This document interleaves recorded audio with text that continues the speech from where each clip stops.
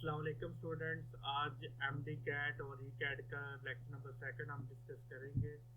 तो lecture number one में हमने ये 5 पेजेस हमने डिस्कस किए थे, जिसमें हमने डिस्टेंस एंड डिस्प्लेसमेंट की जो ट्रिक्स है वो उसको हमने स्टडी किया था, उसके डायमेंशंस को देखा था। फिर when party moves in straight line, ये हमने देखा था कि जब पार्टी स्ट्रेट लाइन में मूव करती है, सर्कुलर पाथ में मूव करती है, तब उसमें क्या वो उसमें वो चीज़ें आती है, वो हमने डिस्कस किया था। तो आज हम पेज नंबर 5 से स्टडी करेंगे। तो ये मेरे जो लेक्चर है एम डी कैट और ई कैट, ये जो लेक्चरार की तैयारी कर रही हैं, ये उनके लिए भी बेनिफिशियल हैं। जो एफ एस सी की तैयारी करना चाहती हैं लेक्चरार के सिलसिले में, उनकी एफ एस सी की जो बेसिक्स है वो कमज़ोर है, तो वो उनके लिए ये लेक्चर सूटेबल है, तो वो ये लेक्चर स्टडी कर सकते हैं। अदरवाइज जिनकी वो बेसिक स्ट्रॉन्ग है, तो वो बेशक इस लेक्चर को यहीं पे स्किप कर दे, क्योंकि ये सिर्फ और सिर्फ एम डी कैट और ई कैट और वो है पी पी एस सी के एस्पायरेंट्स जो जिनकी ये एफ एस सी की बेसिक्स वो वीक है, वो ये लेक्चर देख सकते हैं, उनके ये बेनिफिशियल है। तो चलिए आप लेक्चर स्टार्ट हम करते हैं। सबसे पहले स्पीड एंड वेलोसिटी। ये स्पीड एंड वेलोसिटी क्या होती है? जैसे कि आप जानते हैं, speed time rate of change of distance होता है, और जो वेलोसिटी होता है वो हमारे पास डिस्प्लेसमेंट होता है। तो ये इसका फार्मूला है। ये स्केलर क्वांटिटी होती है, ये वेक्टर क्वांटिटी होती है, इसकी ये डायमेंशन है, ये डायमेंशन है। तो ये तो आपको आता ही है। एवरेज में अगर हमने स्पीड फाइंड करनी है तो टोटल डिस्टेंस को टोटल टाइम पे डिवाइड करना है, और अगर एवरेज वेलोसिटी फाइंड करनी है तो टोटल डिस्प्लेसमेंट को टोटल टाइम पे डिवाइड करना है। तो स्पीड क्या होती है? व्हेन बॉडी मूव्स, जब भी बॉडी मूव करेगी तो क्या जनरेट होगी? स्पीड जनरेट होगी। व्हेन बॉडी मूव्स तो तभी वेलोसिटी जनरेट होगी। जो डिस्टेंस है वो कभी भी जीरो नहीं हो सकता, डिस्प्लेसमेंट जीरो हो सकता है। कब जीरो होगा? इफ क्लोज पाथ, अगर हम क्लोज पाथ में मूव करते हैं तब हमारा डिस्प्लेसमेंट जीरो होगा। और जब डिस्प्लेसमेंट हमारा जीरो होगा, इट मीन्स जो हमारी एवरेज वेलोसिटी वो भी क्या हो जाएगी? जीरो हो जाएगी। इट मीन्स क्लोज पाथ में जब भी हम मूव करते हैं तो हमारी वेलोसिटी क्या रहेगी? जीरो रहेगी। लेकिन जब हम क्लोज पाथ में मूव करते हैं तब हमारी स्पीड जीरो नहीं होगी, क्योंकि हमारा डिस्टेंस जीरो नहीं है। तो एवरेज स्पीड कभी भी जीरो के इक्वल नहीं हो सकती, लेकिन जो एवरेज वेलोसिटी है वो जीरो के इक्वल हो सकती है।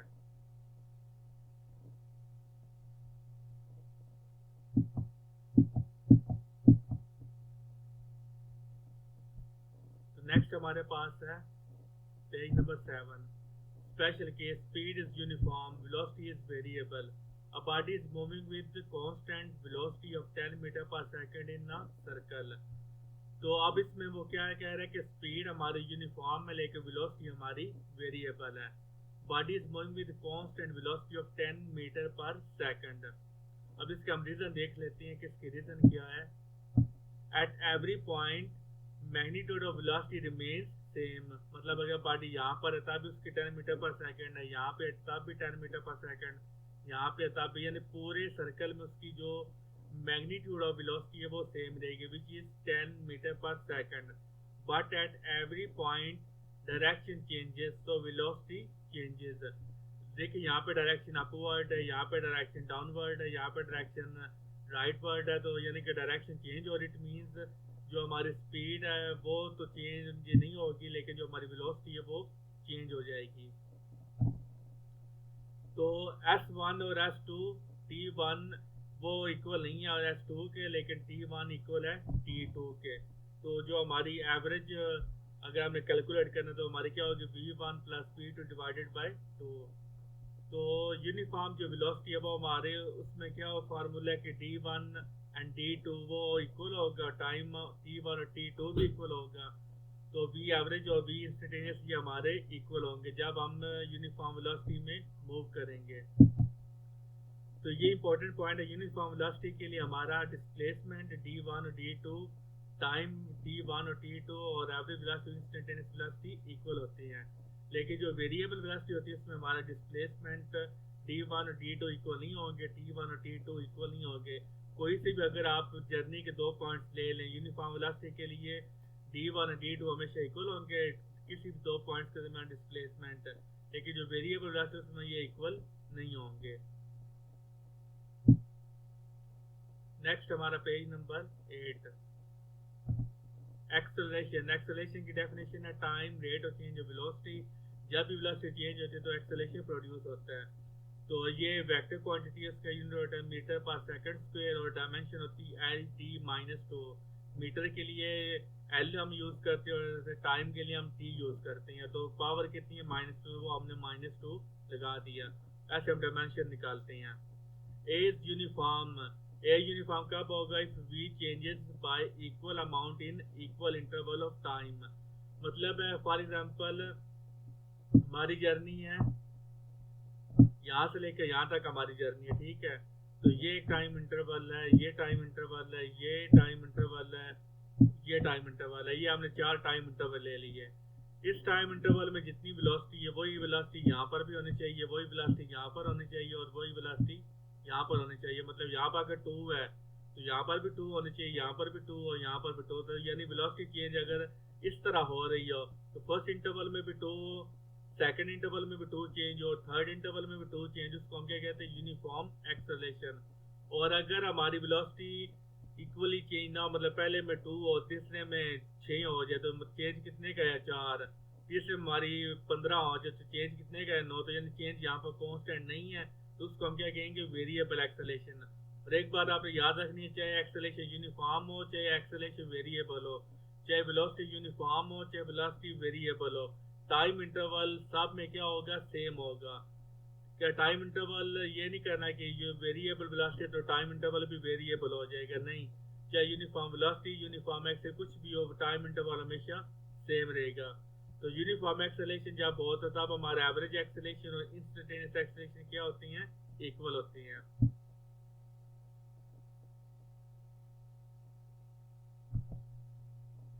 फर्स्ट पॉइंट है V velocity is increasing in a straight line.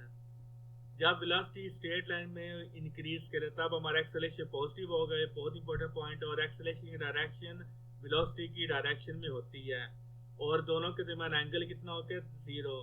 जब वेलोसिटी डिक्रीज करती है स्ट्रेट लाइन में तब हमारा एक्सेलरेशन नेगेटिव होता है और दोनों की डायरेक्शन भी अपोजिट हो जाती है और तब एंगल कितना होगा? 180 होगा।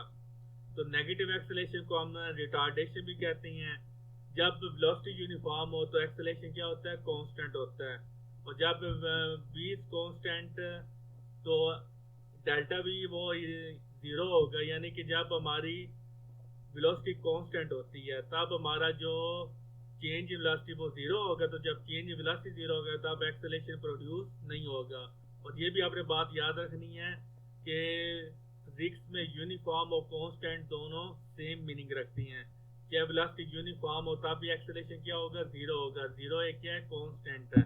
इसलिए हम इन दोनों को कह सकती हैं कि जब वेलोसिटी यूनिफॉर्म हो तब नो एक्सेलरेशन, 0 एक्सेलरेशन प्रोड्यूस होता है, विच इज द कांस्टेंट। तो ये बच्चे कंफ्यूज हो जाते हैं, वो यूनिफॉर्म और कांस्टेंट को अलग अलग मीनिंग में ले लेते हैं। यूनिफॉर्म और कांस्टेंट सेम मीनिंग में अप्लाई होती हैं। तो average acceleration from variable.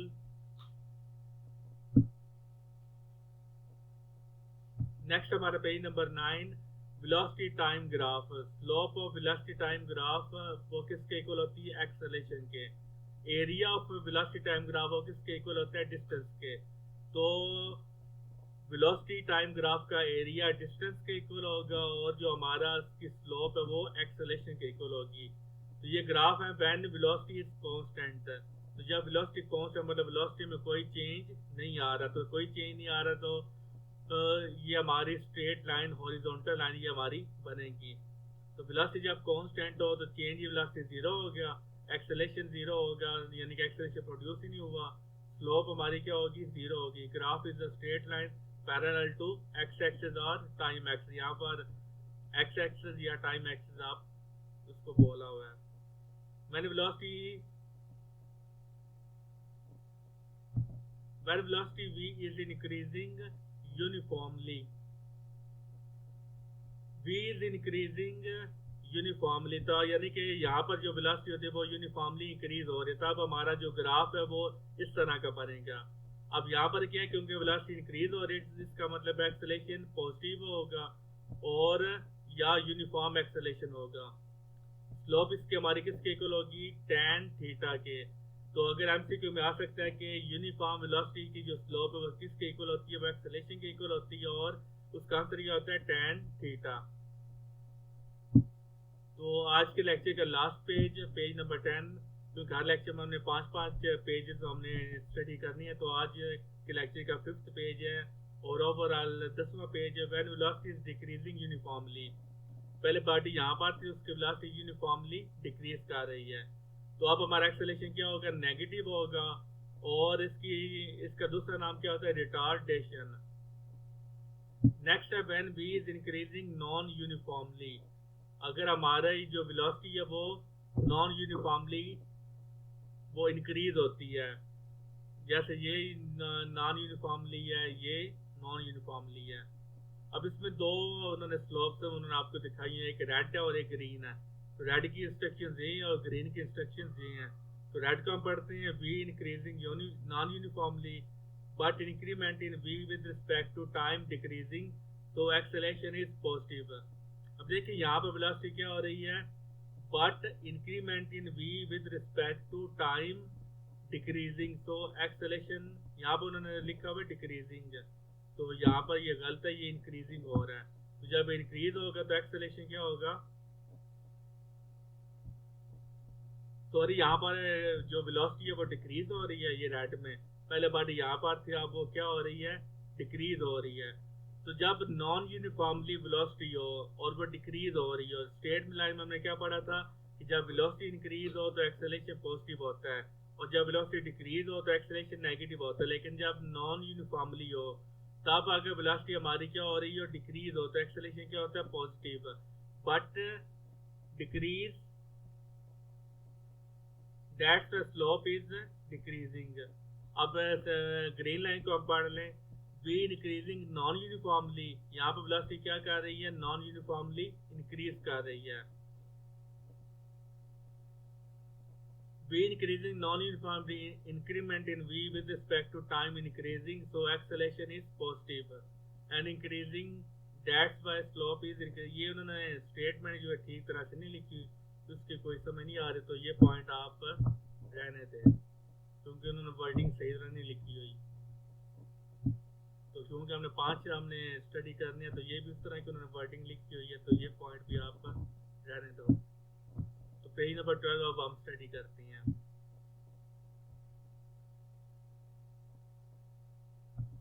Page number 12 आज के लेक्चर का आप, ये हमारा लास्ट पेज होगा, डिस्प्लेसमेंट टाइम ग्राफ।